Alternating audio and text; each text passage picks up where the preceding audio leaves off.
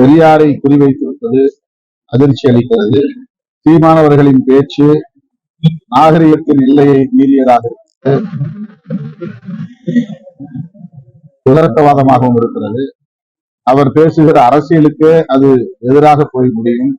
தேசிய அளவிலான மதவழி தேசியம், இந்திய அளவில் பேசப்படுகிற மதவழி தேசியம், பாரதிய ஜனதா உள்ளிட்ட சங் பரிவார்கள் பேசுகிற மதவழி தேசியம்தான் மொழிவழி தேசியத்தின் முதன்மையான எதிரியாக இருக்க முடியும், தமிழ் தேசியத்தின் உண்மையான எதிரியாக இருக்க முடியும். அதை விடுத்து தமிழுக்காகவும் தமிழர்களுக்காகவும் தமிழ்நாட்டுக்காகவும் தமது இறுதி மூச்சு வரையை தீவிரமாக களப்பணி ஆற்றிய தமிழ்நாட்டு மக்களின் பெருமதிப்புக்குரிய சமூக நீதியின் தேசிய அடையாளமாக இருக்கிற தந்தை பெரியார் அவர்களை கொச்சைப்படுத்துவது ஏற்புடையதல்ல.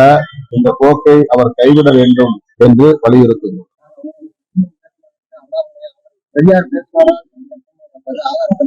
அண்ணாமலை ஆதரிக்கிறார் என்றால் அதிலிருந்து அவர்கள் பேசுகிற அரசியல் எத்தகைய என்பதை சீமானவர்களே புரிந்து கொள்ள வேண்டும். அண்ணாமலை ஆதரிப்பார், அண்ணாமலையை சார்ந்த சங் பரிவார்கள் ஆதரிப்பார்கள். அந்த அரசியலைத்தான் இவர் பேசுகிறாரா என்பதை இவரே சுய விமர்சனம் செய்து கொண்டது.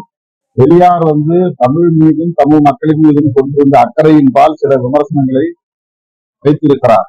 அதில் புதுமை இல்லை, அறிவியல் சொற்கள் உள்வாங்கப்பட வேண்டும், இன்னும் தொன்மை காலத்து சொற்களே இருக்கின்றன என்று தமிழின் தொன்மையை குறிப்பதற்காக, காட்டுமிராண்டி காலத்திலிருந்து தமிழ் பேசப்படுகிறது என்கிற தொன்மையை பேசுவதற்காக, அதுதான் அறிவியல் பூர்வமான பார்வை. தொன்மையை பேசுவதற்காக பெரியார் அதை குறிப்பிட்டிருக்கிறார்.